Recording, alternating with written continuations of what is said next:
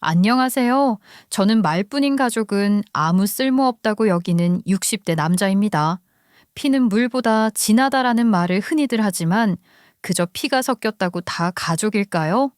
저는 과거 경험한 일들 덕분에 오히려 그 말에 반감을 가지게 됐어요. 때로는 피가 섞인 사이가 남보다 더 멀고 더 서늘하게 느껴질 때가 있더라고요. 저도 옛날엔 가족이라면 서로 아껴주고 배려하며 살아야 한다고 믿고 있었으니까요. 하지만 시간이 지나면서 제가 믿었던 가족의 모습이 산산이 부서지는 경험을 하게 됐습니다. 가족은 피보다도 서로의 마음을 믿고 함께 걸어가는 사람들이 아닐까요? 제 경험 속에서 오히려 가족이라는 이름으로 기대와 책임감을 짐지우는 순간부터 우리는 진짜 가족이 아니게 되는 것 같더라고요.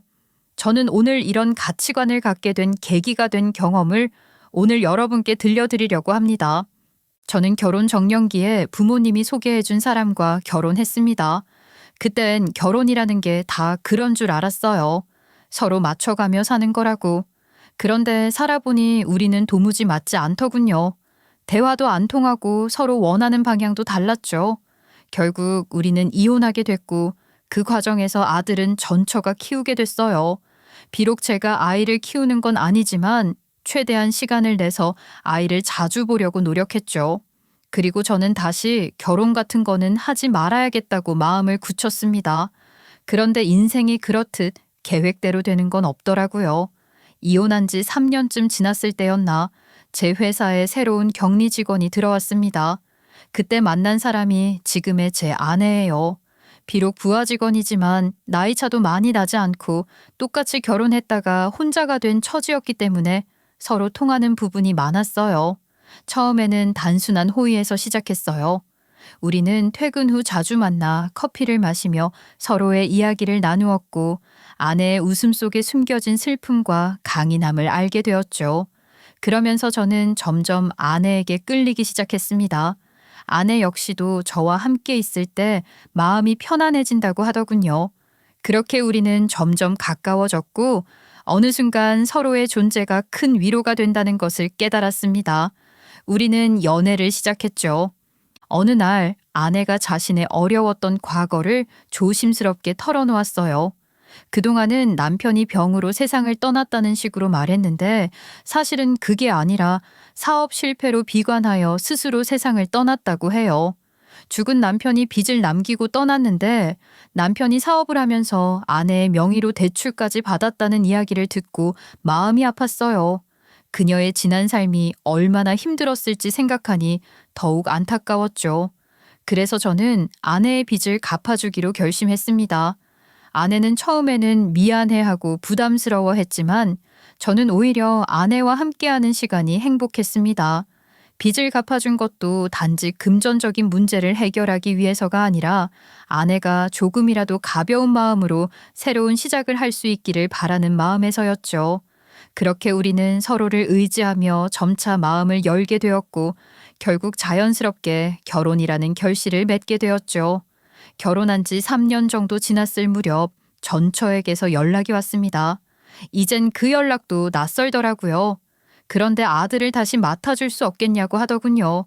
전처가 재혼을 하게 됐는데 상대방이 노총각이라 우리 아들까지 떠맡을 수는 없다고 했답니다. 순간 정남이가 뚝 떨어졌습니다. 그래도 아이의 엄마인데 이렇게 아이를 버리고 새 출발을 할 수 있나 싶었죠. 하지만 아이를 돌보는 건 당연한 아버지의 의무라고 생각했고 현 아내에게 이 이야기를 꺼내보았습니다.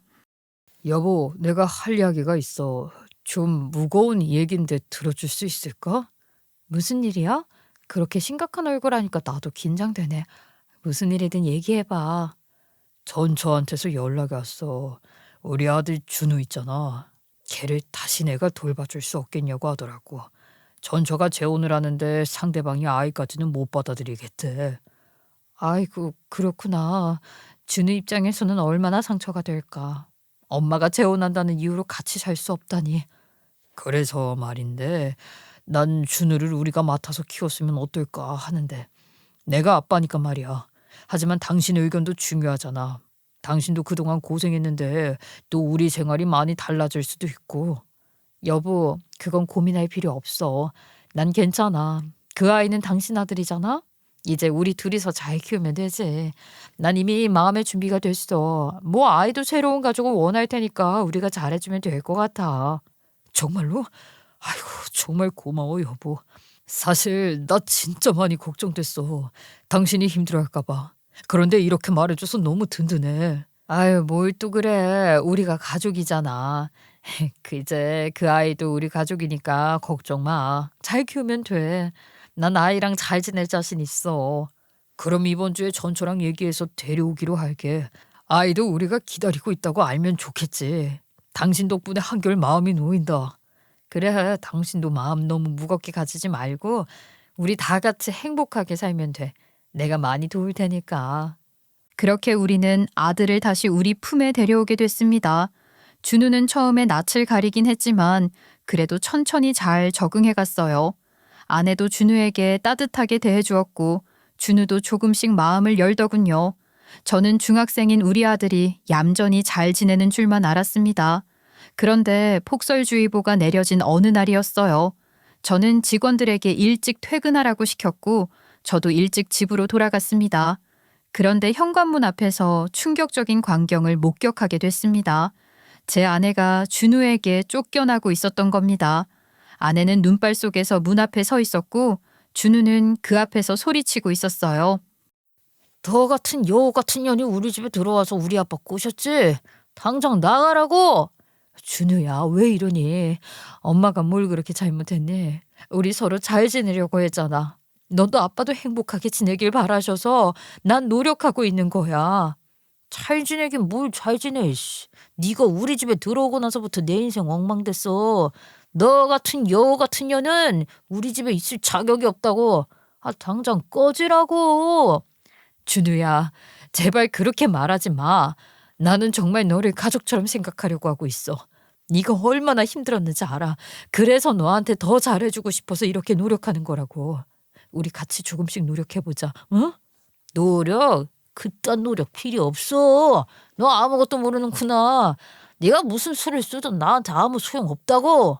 난 너 같은 사람이랑 살기 싫다고. 아빠랑만 살고 싶어. 너 같은 년이랑 절대 살고 싶지 않아. 너도 아빠 눈치 보면서 가정 떨지만 사실은 나를 엄마한테 버림받은 놈이라고 생각하고 있지? 준우야, 내가 네 마음을 다 이해할 수는 없겠지만 네가 정말 얼마나 힘든지 느껴. 그래도 너희 엄마가 널 버린 게 아니라는 걸 알아줬으면 해. 그때는 어쩔 수 없는 사정들이 있어서. 닥쳐. 그런 변명 이제 더 이상 듣고 싶지 않다고. 네가 우리 가족에 대해서 뭘 안다고 그래. 그냥 나가라 나가. 너 같은 사람은 우리 집에 있을 자격이 없어. 아니야 준우야. 정말로 그런 생각은 한 적 없어. 너도 나한테 소중해. 네가 내 마음을 받아주길 간절히 바라고 있어. 나도 네 행복을 위해 여기 있는 거야. 참 웃기고 있네.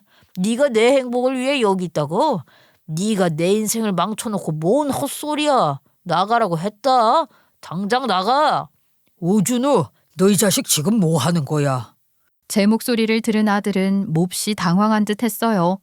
누가 봐도 재발절인 표정이었죠. 저는 화가 머리끝까지 치밀어 올랐습니다. 그리고 그 순간 그동안 얌전한 척했던 준우의 행동이 모두 가식이었음을 깨달았어요. 앞에서는 그렇게 아내한테 얌전 떨더니 뒤에서는 제 아내를 괴롭히고 있었던 거죠. 아들에 대한 믿음이 산산이 부서지는 것을 느꼈습니다. 그의 차가운 말과 적대적인 태도에 더 이상 참을 수 없었습니다. 이게 대체 무슨 짓이야? 너 지금 엄마한테 연연거리고 너너거린 거야? 도대체 무슨 생각으로 그런 말을 한 거냐고? 아빠, 그게요. 변명하지 마. 네 입에서 나온 말들이 어떤 의미를 가지고 있는지 알고 있어? 아빠는 정말 믿기지 않는다. 앞에서는 그렇게 공손하더니 그동안 뒤에서 내 아내를 몰래 괴롭히고 있었던 거야? 미안해요, 아빠. 그냥 화가 나서 순간적으로 그런 거예요. 평소에는 이렇게까지 말하지 않아요. 화가 나서 화가 난다고 우덜한테 그딴 식으로 버릇없이 굴고 욕을 해도 된다고 생각하는 거야, 너? 네가 무슨 권리로 그렇게 함부로 말을 하는 거야? 아무리 감정이 격해도 네가 해야 할 도리가 있고 지켜야 할 선이 있어. 여보, 일단은 제발 진정해. 준우도 아직 어리고 그저 순간적으로 감정에 휘말려서 그런 거야. 나도 괜찮으니까. 아니야. 이건 그냥 넘길 수 있는 일이 아니야. 준우가 어리다고 해서 이걸 눈 감아줄 수는 없어. 이건 단순히 한 번의 실수가 아니야. 이런 태도랑 말투는 준우가 당신을 어떻게 생각해왔는지를 보여주는 거라고. 오늘 내가 준우의 잘못된 버릇을 고쳐주겠어 아주. 이렇게 행동하는 건 절대 용납할 수 없어. 저는 그날 준우를 몽둥이로 체벌했습니다. 그동안 얌전한 척하며 아내를 괴롭히고 있었다는 사실에 너무나도 분노가 치밀어 올랐거든요. 하지만 체벌이 끝난 후 남은 것은 오직 깊은 절망과 끔찍한 허탈감뿐이었어요. 아들로 인해 느낀 실망은 말로 다 할 수 없었고 아들이 그렇게까지 잘못된 길을 걸어가게 만든 것이 내 잘못이라는 자괴감이 저를 짓눌렀습니다. 내가 무엇을 잘못 가르쳤기에 무엇이 부족했기에 준우가 이런 행동을 했을까 스스로를 원망했어요.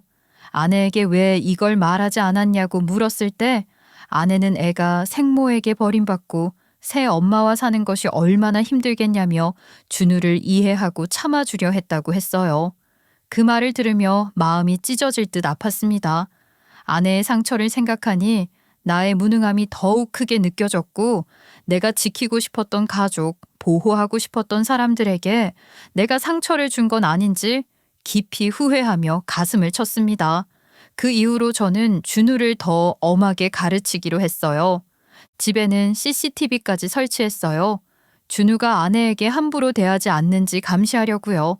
저는 준우가 얌전히 지내는 모습을 보고도 의심의 눈초리를 쉽게 거두지 못했죠. 심지어 준우는 이제 제 아내를 엄마라고 부르게 됐지만 그것만으로는 확신이 서지 않았죠.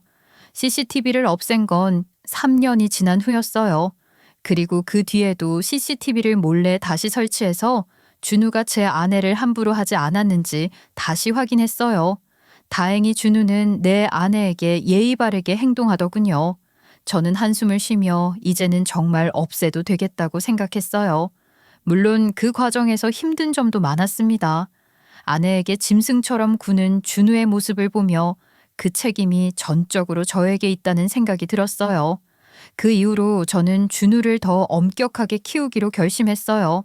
부모의 잘못된 교육이 아이의 성격을 그릇되게 만든다는 생각에 잘못을 바로잡기 위해 더 이상 방관할 수 없었죠. 원래 저는 사근사근하거나 다정한 성격이 아닙니다. 무뚝뚝하고 감정을 겉으로 잘 드러내지 않는 편이었죠. 하지만 그때부터는 일부러 더 엄하고 냉정하게 행동하려고 했습니다. 그러다 보니 준우와 저의 관계는 점점 멀어져 갔습니다. 준우는 제 앞에서 항상 조심스러워했고 저와 함께 있을 때마다 눈치를 보는 모습이 역력했습니다.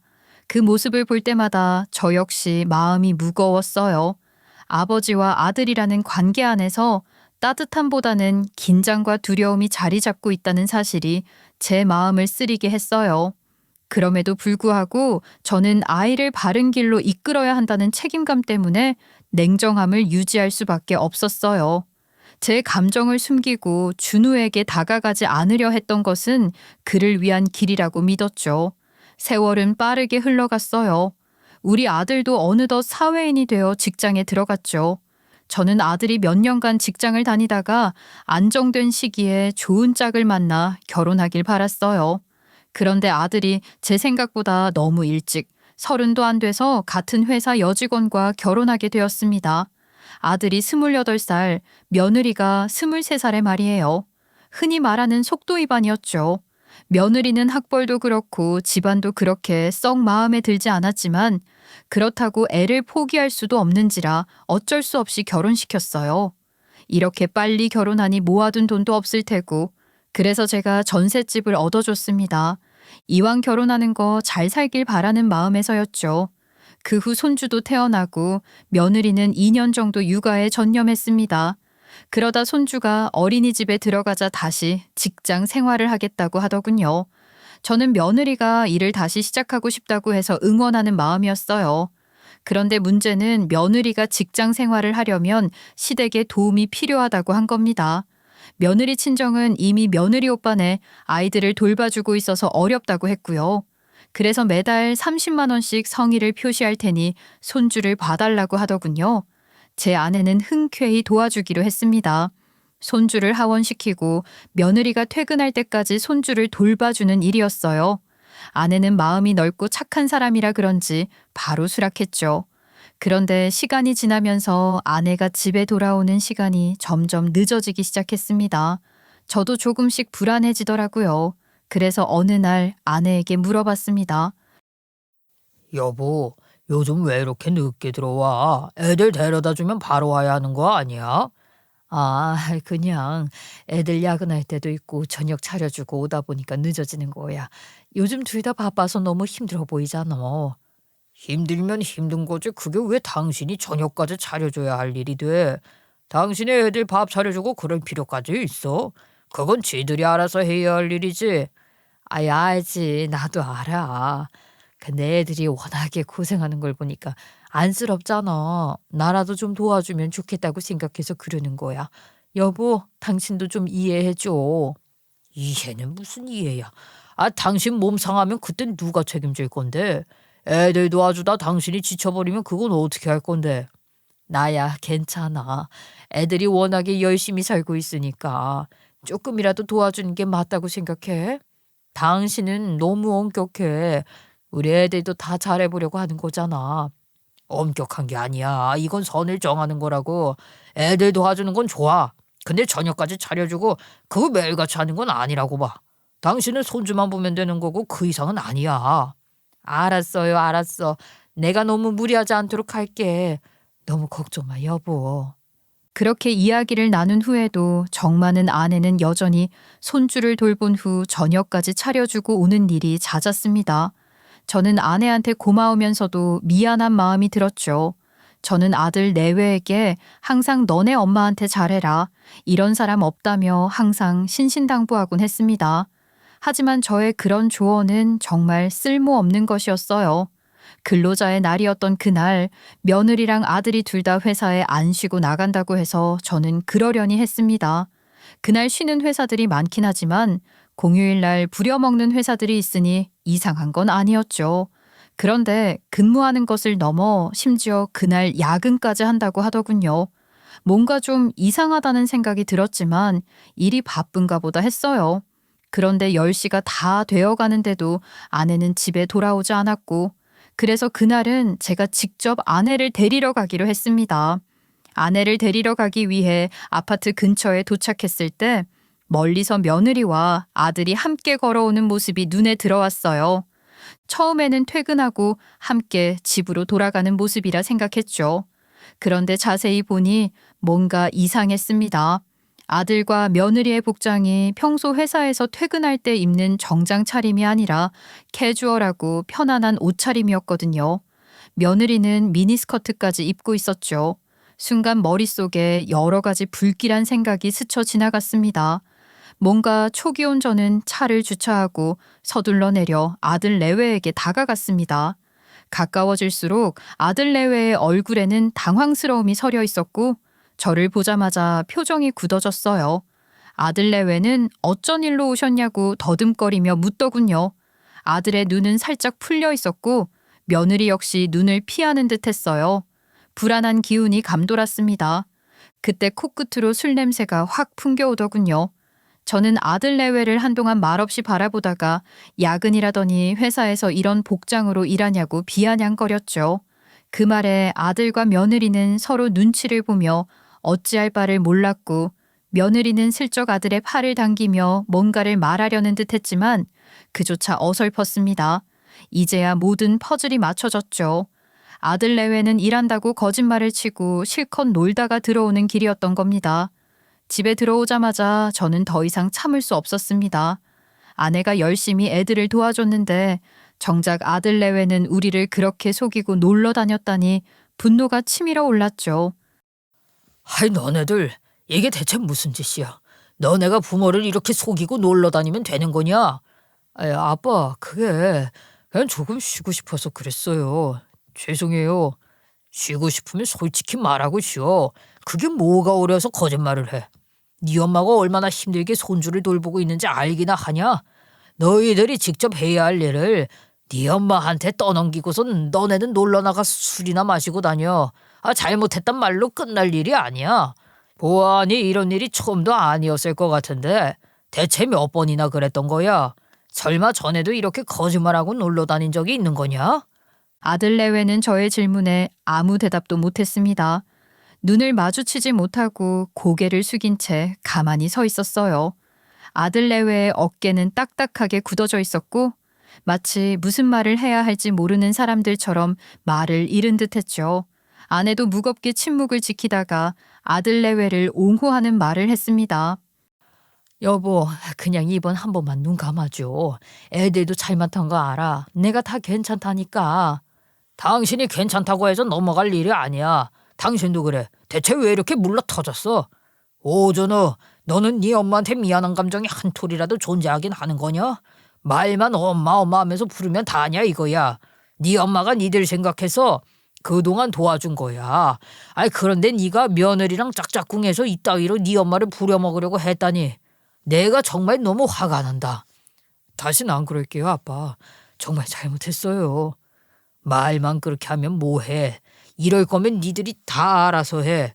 우리한테 맡기지 말라고. 당신 내일부터는 애들 집에 가지 마. 저것들은 호의가 걸린 줄 아는 놈이야. 아버님, 저희가 정말 잘못했어요. 생각이 짧았던 거 인정해요. 앞으로는 절대로 이런 일 없도록 할게요. 다시는 어머님께 부담드리지 않겠어요. 제발 용서해 주세요, 아버님. 제가 단호하게 아내에게 손자를 돌봐주지 말라고 선언하자 며느리는 마치 지푸라기라도 잡으려는 듯 급히 앞으로 다가가 손을 모았어요. 며느리의 목소리는 떨리며 애원했고 눈에서는 눈물이 고이기 시작했어요. 옆에 있는 아들도 며느리랑 똑같이 굴며 엄마 도움 없이는 애들 키우기 힘들다고 집사람 사회생활도 해야 하고 맞벌이 하면서 돈도 벌어야 하는데 안 도와주시면 어떻게 하냐고 말했죠. 저는 한숨을 쉬다 이렇게 말했습니다. 그럼 이번 한 번만 봐주는 거야. 그런데 또 이런 일이 생기면 내가 너네 회사에 전화해서 진짜 퇴근 안 하고 일하고 있는지 확인할 거야. 그때는 내가 정말 가만 안 둘 테니까 그렇게 알아. 그렇게 저는 아들 내외에게 단단히 경고를 하고 한 번만 더 봐주기로 했습니다. 그 뒤로 아들 내외는 거의 정시에 집으로 돌아왔어요. 그런데 그게 더 괘씸하더군요. 이렇게 정시에 칼퇴할 수 있으면서도 그동안 일부러 야근하는 척하며 내 아내를 부려먹었던 거였죠. 아내는 여전히 착한 마음으로 아이들을 봐주고 있었지만 제 마음속엔 씁쓸함이 가득했습니다. 저는 아내에게 혹시나 하는 마음에 우리 아들이 예전처럼 함부로 아내를 대하고 있지 않은지 물어봤어요. 혹시라도 과거 중학교 때 아들이 저질렀던 일이 반복될까봐 걱정돼서였죠. 그러자 아내는 손사래를 치면서 절대 그런 일은 없었다고 했어요. 아들이 쉬고 싶거나 놀고 싶은 마음에 야근을 한다고 거짓말을 쳤긴 해도 태도 자체는 둘 다 예의가 바르다고요. 그렇다고 장성해서 결혼까지 한 아들의 집에 CCTV를 달아놓을 수 없는 노릇인지라 못마땅하지만 아내의 말을 믿는 수밖에 없었어요. 다행히 그 뒤로는 그런 일이 없었고 또 시간이 흘러갔어요. 손녀는 쑥쑥 자라 어느새 6살이 되었죠. 저는 아이가 자란 만큼 애들도 성숙해졌을 줄 알았어요. 하지만 어김없이 저를 실망시키는 일이 생겼어요. 그 시기에 예상치 못한 일이 하나 벌어졌습니다. 아내가 갑자기 저에게 돈을 빌려달라고 머뭇거리며 얘기하더군요. 처음에는 무슨 일인가 싶어 걱정이 됐어요. 갑자기 100만 원이라는 큰 돈이 필요하다는 겁니다. 100만 원? 갑자기 그게 왜 필요해? 어디 급한 일이라도 있는 거야? 사실 그게 준우 장난감을 내가 망가뜨려서 그래. 준우 장난감? 손주 것도 아니고? 도대체 뭔 장난감인데 100만 원씩이나 해? 아내의 말을 들어보니 조금 어이가 없었습니다. 아들이 최근에 피규어라고 하는 걸 샀다고 하더군요. 이게 뭐냐면 쉽게 말해 어른들이 수집하는 장난감 같은 거예요. 애니메이션에 나오는 로봇이나 캐릭터를 고퀄리티로 만든 모형인데 가격이 어마어마하다고 합니다. 우리 아들은 그걸 100만 원이나 주고 샀다는데 저는 솔직히 어이가 없더군요. 아내는 그걸 애들 장난감인 줄 알고 손주한테 주고 놀라고 했고, 손녀는 그걸 예쁘게 화장해준다고 네임펜으로 얼굴을 그려버렸다는 겁니다. 그걸 집에 돌아와서 본 아들이 무척 속상해 했다는 거예요. 아내는 미안한 마음에 100만 원을 다시 주고 싶다고 했죠. 여보, 그게 말이 돼? 결혼한 가장이 장난감에 100만 원을 쓴다고? 아이, 그놈 그거 제정신이야? 정말 어이가 없어서 말이 안 나오는군. 그래도 우리 아들 물건인데 내가 망가뜨렸으니까 미안하잖아. 그냥 돈을 다시 채워주면 좋겠어. 아이고, 이 사람아. 그게 왜 당신 잘못이야? 그럼 비싼 걸 애 노는 곳에 둔 준우 잘못이지. 일단은 준우는 물러서 이야기하자고. 그렇게 해서 저는 아들을 저희 집에 불러냈어요. 이건 단순한 취미 문제가 아니라 책임감과 가정 내 역할에 대한 문제라고 생각했죠. 집에 온 준우를 본 저는 노한 얼굴로 준우를 꾸짖기 시작했습니다. 야, 너 도대체 요즘 뭐하고 사는 거야? 무슨 캐릭터 장난감에 100만 원이나 쓰냐? 나는 어렸을 때 네가 샀던 장난감에도 그 정도 돈을 써본 적이 없어. 아니, 대체 너 정신머리가 있는 거야, 없는 거야? 아니, 아빠, 뭔가 오해하시는 것 같은데 저 절대로 흥청망청 쓴 거 아니에요. 저도 월급에서 5만 원, 10만 원 아껴가면서 조금씩 모아서 산 거라고요. 저한테 정말 의미 있는 취미라서요. 그걸로 회사에서 쌓인 스트레스도 풀고 그러는 건데. 스트레스를 푼답시고 100만 원을 쓴다고? 이 스트레스를 풀고 싶으면 운동처럼 건전한 취미를 가지던가. 그리고 그렇게 비싼 걸 돈 주고 샀으면 그거 따로 안 보이는 곳에 놔뒀어야지. 너네 엄마가 괜히 애들 장난감으로 착각했겠냐? 네가 분명 조심성 없이 손녀 노는데 놔뒀으니 너네 엄마도 착각한 거지. 아이, 근데 그걸로 난리를 쳐. 아이, 아버지, 뭔가 오해가 있으신 것 같은데 난리를 친 게 아니라요. 그냥 속상하다고만. 시끄럽다. 또 변명이지. 이건 부주의한 네 탓도 있으니까 100만 원은 다 못 준다. 50만 원만 줄 테니까 그런 줄 알아. 아니, 솔직히 50만 원도 줄 필요 없다고 보는데 네 엄마가 하도 사정하니까 주는 거야. 어서 엄마한테 감사하다고 해. 아들은 여전히 불만인 표정이었지만 말대꾸는 하지 않았어요. 제 말대로 제 아내에게 감사하다고 이야기했죠. 아들을 돌려보낸 뒤 저는 갑갑한 마음에 잠을 못 이뤘어요.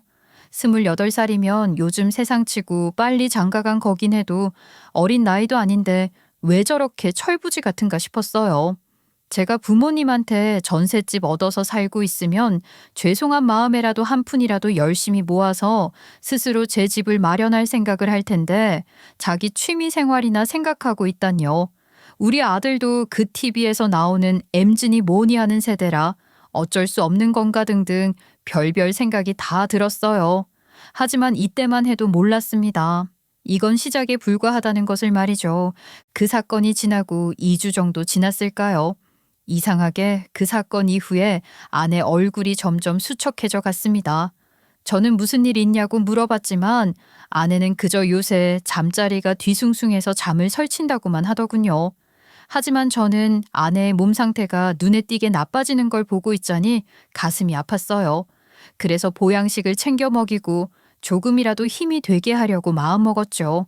그날 저녁 퇴근하고 집에 돌아온 저는 뭔가 이상함을 느꼈어요. 7시 반쯤이었는데도 아내는 아직 돌아오지 않았더군요. 아들 내외가 퇴근하면 6시 반쯤이니 진즉 돌아오고도 남을 시간인데 말입니다. 오늘 출근하기 전에 외식할 거니까 일찍 오라고 말까지 해놨는데 말이죠. 아내한테 전화를 걸어도 계속 받지 않았고 결국 아들 핸드폰으로 전화를 걸었어요. 그런데 전화를 받은 건 손녀였어요. 아이고, 우리 강아지 잘 놀고 있어요. 할아버지야. 와, 할아버지다. 저는 방 안에서 아빠 휴대폰을 유튜브 보고 있었어요. 아버지는 잘 지내셨어요? 아이고, 우리 강아지가 할아버지 아무도 물어보는 거야. 아이고, 똑똑해졌네. 아빠랑 할머니는 뭐하고 계셔? 아빠요? 아마 밖에서 할머니한테 맴매 해초리지 하고 있을 거예요. 그 말을 듣는 순간 저는 머리가 하얘졌습니다. 대체 이게 무슨 소리인가 싶었죠. 회초리질이라니? 정말 내가 들은 단어가 정확하게 맞나 싶었어요. 혹시 잘못 들었나 싶어 저는 당황한 채로 재차 물었습니다. 아이, 뭐라고? 왜 네 아빠가 할머니한테 회초리질을 하니? 몰라요. 아빠는 맨날 할머니한테 맴매 해처리질해요. 근데 아버지, 왜 우리 할머니는 맨날 아빠한테 맴매 당해요? 지은아, 너 진짜 그거 사실이야? 너 할아버지한테 거짓말하면 무서워? 제가 뭐 그런 걸로 거짓말을 해요. 거짓말하면 엉덩이에 뿔 나잖아요. 진짜 우리 할머니 지금 맴매 당하는데? 그 말을 듣고 저는 너무나 충격을 받아 당장 아들네 집으로 달려가기로 했습니다. 손녀에게는 제가 간다는 말을 하지 말라고 신신당부했어요. 머릿속에는 이미 노여움과 혼란이 가득 차 있었고 제가 직접 가서 확인해야겠다는 생각뿐이었습니다. 그리고 마음 한편으로는 제발 어린 손녀가 뭔가 잘못 오해했기를, 우리 아들이 또 제 아내에게 페류나 같은 짓을 저지르지 않았기를 바랬어요. 우리 아들이 중학생 때 제 아내에게 쌍욕을 하며 집에서 내쫓았던 일이 악몽처럼 다시 떠올랐습니다. 마침내 아들 집에 도착한 저는 바로 비밀번호를 눌렀어요. 우리 와이프가 기억해 놔야 할 것들은 자석으로 냉장고에 붙여놓는 습관이 있었는데 그것 때문에 저도 아들 집 비밀번호를 알고 있었거든요. 그래서 초인종도 누르지 않고 바로 현관 도어락을 열고 들어갔죠. 그 순간 펼쳐진 광경에 정말 어이가 없었어요. 우리 아들은 회초리를 들고 있었고 아내는 머리를 감싸며 바닥에 웅크리고 있었어요. 그 모습은 마치 언제라도 다가올 고통에 대비하려는 사람의 본능적인 방어처럼 보였죠. 그리고 며느리는 그런 광경을 팔짱을 끼고 지켜보고 있다가 제가 들어오는 걸 보고 나서야 화들짝 놀라 팔짱을 풀었어요. 그 순간 제 가슴 속에서 무언가가 폭발하는 느낌이 들었지요. 분노가 치밀어 오르고 온몸에 뜨거운 피가 도는 것을 느낄 수 있었어요. 내 앞에서 벌어지는 이 끔찍한 광경을 보고만 있을 수 없었어요. 저는 한순간도 망설이지 않았지요. 저는 당장 달려가 아들의 손에 들린 회초리를 확 빼앗았습니다. 아들은 당황한 표정으로 저를 바라보았지만 저는 그 어떤 말도 하지 않았습니다. 그리고 그 회초리를 있는 힘껏 부러뜨렸습니다. 나무가 부서지면에는 둔탁한 소리가 방 안에 울려 퍼졌죠. 그 소리는 마치 제 안에 쌓여있던 분노와 슬픔이 한순간에 터져 나오는 소리 같았어요. 저는 그 파편들을 바닥에 던져버리고 아내를 향해 다가갔습니다. 아내는 여전히 두려움에 떨며 나를 올려다보고 있었어요. 아내의 곁에 무릎을 꿇고 떨리는 아내의 손을 붙잡으며 괜찮냐고 물었어요. 아내는 얼마나 겁에 질렸는지 제 질문에 아무 말도 못했어요. 저는 고개를 돌려 아들을 노려보며 소리를 질렀어요. 이놈의 새끼, 이게 무슨 짓이야 이놈아. 네 엄마한테 대들고 회초리까지 들어. 네가 어떻게 그렇게 막 나갈 수가 있어. 너 그게 사람답다고 생각하냐. 대체 어디서 그따위 행동을 배운 거야? 아버지, 그게 아니고 제 말 좀 들어보세요. 그게 아니긴 뭐가 아니야. 넌 뭘 잘못하고도 매번 그게 아니라는 말밖에 못하냐? 매번 일만 열면 오해예요. 그게 아니고요. 제 말 좀 들어보세요. 내가 그 말 타령 듣는 것도 이젠 진절머리가 난다고. 내게 네 변명이 통할 줄 알았냐? 네 놈, 오늘 내가 정말 참을 수가 없다. 네가 네 엄마한테 한 짓 용서받을 생각하지 마라. 저는 집에 있는 빗자루를 집어들어 아들놈을 매타작하기 시작했어요. 아들은 놀라서 피하려 했지만 그 정도로 넘어갈 일이 아니었어요. 저는 아들이 도망치려 하자 팔을 잡아 끌어 패대기 치고 미친 듯이 빗자루로 두들겼어요. 그렇게 미친 듯이 아들을 두들기자 소리를 지르던 아들은 나중에는 숨을 헉헉대며 큰 소리조차 내지 못했어요. 며느리는 제가 아들을 참교육하는 모습을 보고 벌벌 떨고 있었죠. 저는 그런 며느리를 노려보며 이렇게 말했습니다. 왜? 너도 이렇게 될까봐 무섭냐? 마음만 같아서는 너 패고 싶은 거 억지로 참고 있는 거야. 적어도 내 아내에게 대놓고 손을 올리진 않았으니까 참는 거라고. 하지만 너도 잘한 거 없어. 이런 꼴을 보고도 가만히 있다니 그거 대체 사람이냐? 며느리는 무서워서 겁에 질려 입모양만 뻐끔뻐끔 거렸습니다. 입모양을 보니 죄송하다는 말을 하는 것 같았는데 아마 무서워서 소리도 못 내는 모양이었어요. 저렇게 겁도 많은 것들이 무슨 배짱으로 제 아내한테 이딴 짓을 한 건지. 저는 다시 아내에게로 갔어요. 아내는 아까보다는 정신을 차린 듯 했고 부엌에서 물을 떠와 먹이고 차분히 진정할 수 있도록 했지요. 안 그래도 심약한 사람인데 이 상황에 얼마나 놀랐겠어요. 그리고 아내가 좀 진정이 된 듯 싶자 원망 반 안쓰러운 반으로 아내에게 질문했죠. 여보, 대체 왜 이걸 참고 있었어? 왜 나한테 말을 안 했냐고. 아내는 내 질문에 마치 무언가가 무너지는 듯 그동안 억눌렀던 감정이 터져 나오는지 흐느끼며 고개를 숙인 채 손으로 얼굴을 감쌌습니다.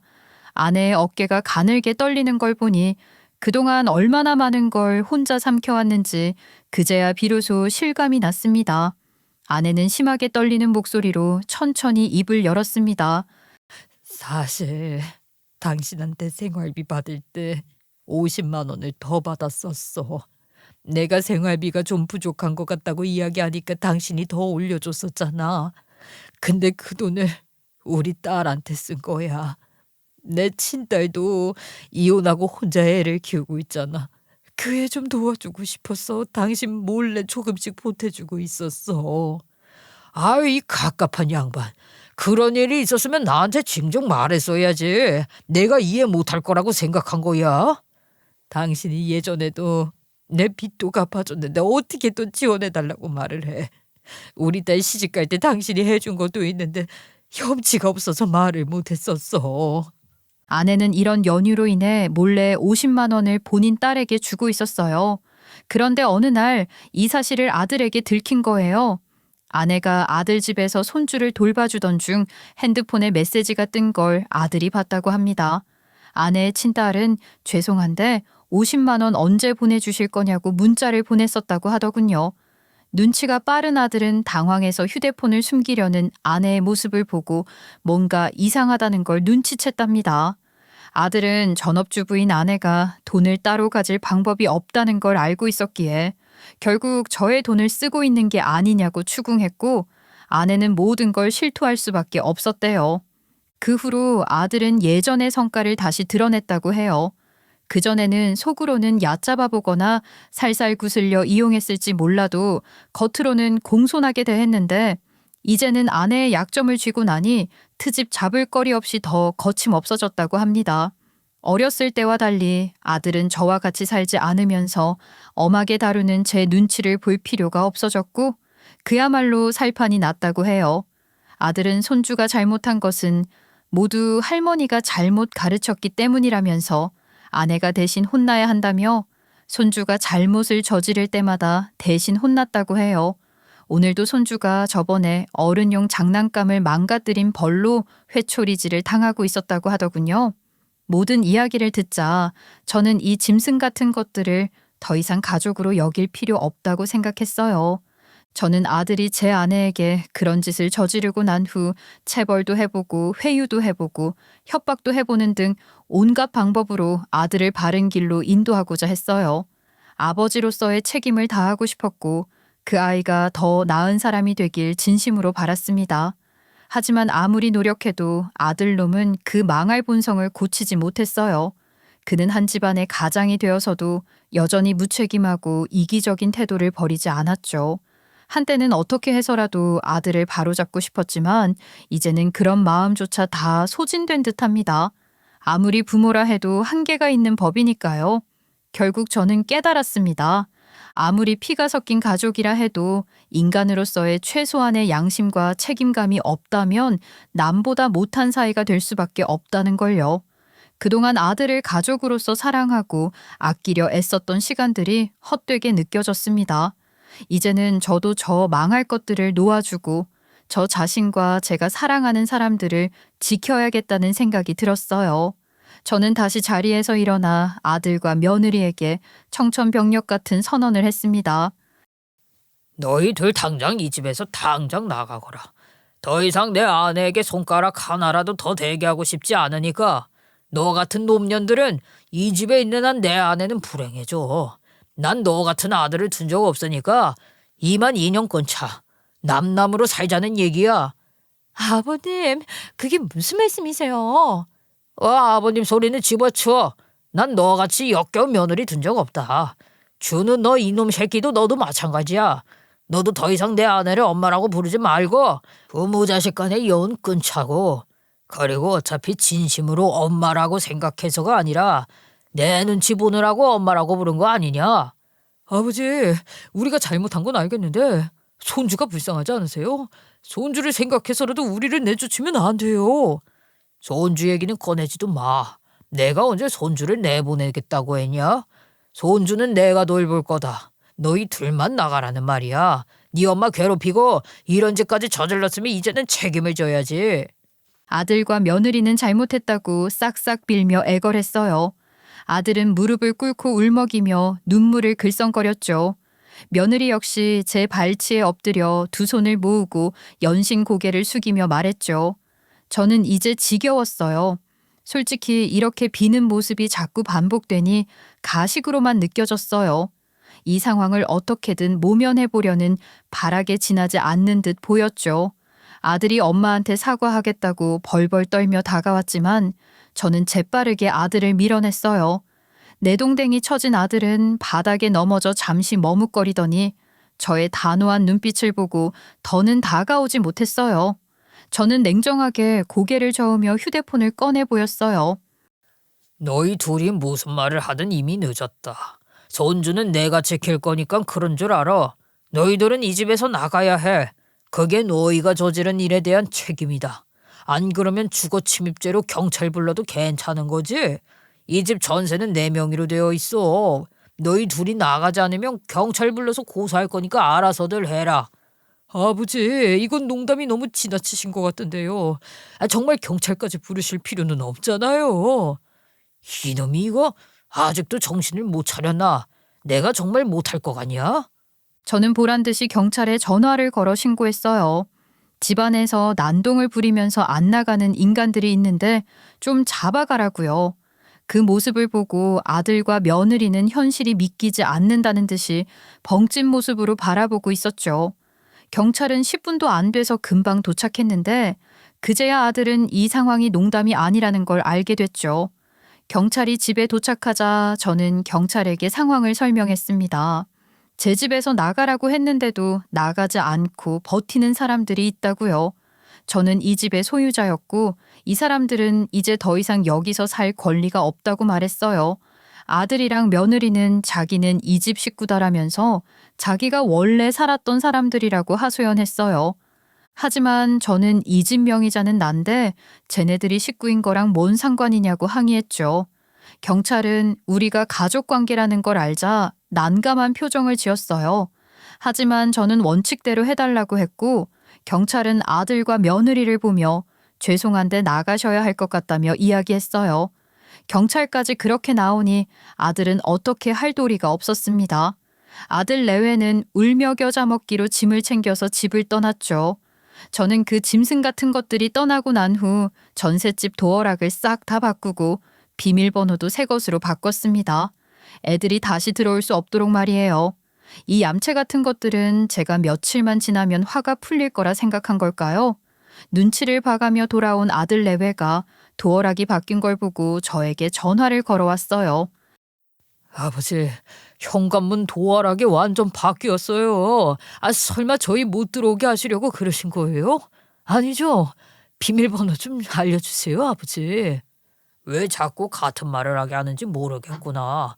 나는 이제 너랑 부모 자식 간의 인연을 끊었다고 하지 않았니? 쟁판 남한테 비밀번호 알려주는 집안도 있더냐? 아들은 제 대답을 듣고 뭐라 계속 이야기했지만 저는 단호하게 전화를 끊어버렸습니다. 더 이상 아들과 말다툼을 이어가고 싶지 않았어요. 그리고는 우리 손주를 돌보며 일상으로 돌아갔습니다. 손주는 저희 집에서 지내기 시작했어요. 어린아이라 그런지 금세 적응했고 저와 아내는 손주와 함께 지내며 다시 평화로운 일상을 되찾았죠. 그러던 어느 날이었어요. 손주와 거실에서 장난감 놀이를 하고 있었는데 갑자기 손주가 이상한 행동을 하더군요. 술에 취한 사람처럼 비틀거리며 말을 어눌하게 흘리고 한 손에는 장난감 병을 들고 흔들거리더니 비틀대는 모습을 보였어요. 그러면서 머리가 핑핑 돈다는 둥 해장을 해야겠다는 둥의 말을 했죠. 저는 그 순간 심장이 덜컥 내려앉았습니다. 아들 내외가 집에서 술에 취해 아이 앞에서 저렇게 행동했던 것이 분명했어요. 그 어린아이에게 부모의 술주정이 고스란히 기억되고 그걸 놀이처럼 흉내낸다는 것이 너무나 충격적이었죠. 저는 속으로 다짐했습니다.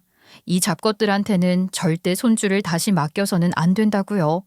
저 아이가 저런 모습을 흉내내는 모습을 보면서 도대체 그동안 손주가 어떤 환경에서 자라왔는지 알 것 같아 마음이 아팠어요. 손주에게는 건강한 환경과 사랑이 필요하다는 생각뿐이었어요. 그로부터 2주 뒤 아들 내외가 다시 저희 집을 찾아왔어요. 그 양심 없는 것들은 눈물을 글썽이며 저희에게 용서를 구했습니다. 아들 내외는 쫓겨나 갈 곳이 없어 달방을 잡고 살고 있었는데 얼마나 흥청망청 살았는지 보증금으로 번 듯한 투룸이나 원룸을 잡을 돈도 없다면서 우는 소리를 했어요. 며느리도 옆에서 머리를 조아리며 잘못했다고 빌었습니다. 둘이 고개를 쾅쾅 찌으며 눈물을 흘리는 모습이 정말 처참했죠. 아내도 그 모습을 보고 잠시 흔들리는 듯 했어요. 하지만 저는 단호하게 대답했습니다.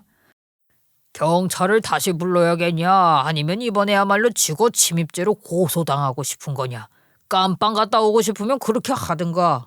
하지만 제가 고소를 안 한다는 건 언제까지나 주거침입죄에 관한 부분이었어요. 다른 죄로 고소를 안 하겠다는 말은 하지 않았죠. 저는 이것들을 그냥 둬서는 안 된다고 생각하고 있었어요. 그래서 참교육시킬 방법을 알아보다가 아주 기발한 방법을 알게 됐어요. 아동 권리 침해라는 게 반드시 아동한테 직접 손을 대는 것뿐만 아니라 다른 방법으로도 침해가 될 수 있더군요. 부모가 제3자에게 폭언을 하거나 고통을 주는 모습을 아이가 보면 이것 또한 아동 권리 침해라는 것이었죠. 저는 아들 내외를 아동 권리 침해로 고소했고 처벌을 받고 교육 시간을 이수해야 했어요. 하지만 제가 아들 내외가 처벌받게 한 궁극적인 목적은 양육권을 공식적으로 뺏어오기 위해서였어요. 정상적인 부모 역할을 못할 경우 조부모가 양육권을 가져올 수도 있으니까요. 제가 생각한 방법은 다행히 성공했습니다. 아들 내외가 재판장에서 울부짖던 모습이 아직도 생각나는군요. 그런 아들 내외를 한심하게 보며 마지막으로 했던 말은 죽이 되든 밥이 되든 너희 둘이 알아서 살아라. 손주는 내가 지킬 거니까 이제 너희의 부모로서의 책임은 여기서 끝이다라는 것이었어요. 하지만 아들 내외는 그 후에도 가끔 장문의 메시지를 보내오곤 했어요. 심지어는 무슨 목소리를 녹음한 파일까지 보내면서 쇼를 하대요.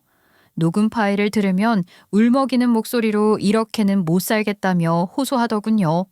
돈이 없어서 반지하 원룸을 구했다면서 이런 환경에서 산이 미쳐버리겠다고 텁텁한 공기 때문에 기관지도 안 좋아지고 있고 요즘 몸이 안 좋다는 둥 별별 이유를 대며 징징댔어요. 하지만 저는 그 메시지들을 전부 무시했어요. 아들 내외는 자신들이 뿌린 씨앗을 스스로 거두어야 했습니다. 그동안 손주와 제 아내에게 끼친 상처를 생각하면 눈물 섞인 호소에 마음이 흔들릴 수 없었거든요. 손주는 다행히 아주 잘 지내고 있어요. 매일 아침 손주와 함께 산책을 나가고 아내와 함께 손주가 좋아하는 음식을 준비하면서 일상이 안정되고 행복해지는 걸 느낄 수 있었어요. 손주는 밝은 모습으로 점점 자라나고 있었고 저희 부부도 손주와 함께하는 순간순간을 소중하게 여기며 하루하루를 보냈습니다. 아내와 저는 서로를 바라보며 미소를 지었고 서로 다짐을 했어요. 이 아이에게 더 이상 불안함이나 두려움은 없도록 안전하고 행복한 환경에서 자랄 수 있도록 지켜주겠다고요. 이번 일을 통해 저는 많은 걸 배웠어요. 가족이란 단순히 혈연으로 맺어진 것이 아니라 서로에게 책임을 지고 사랑과 보호를 줄 수 있는 사람들이 모여야 비로소 진정한 가족이 된다는 걸 깨달았거든요. 손주에게 진정 필요한 건 그런 진짜 가족이었어요. 만약 그걸 주지 못한다면 실제 혈연으로 이어진 가족이라도 아무 쓸모가 없다고 생각합니다. 제 생각이 너무 지나치다고 생각하실지 모르지만 저 같은 일을 겪게 되면 누구나 이렇게 생각할 수 있을 겁니다. 앞으로도 손주와 함께 저희 부부는 하루하루를 소중히 살아가려고 합니다. 그럼 저의 이야기는 여기까지입니다. 지금까지 제 이야기를 들어주셔서 감사합니다.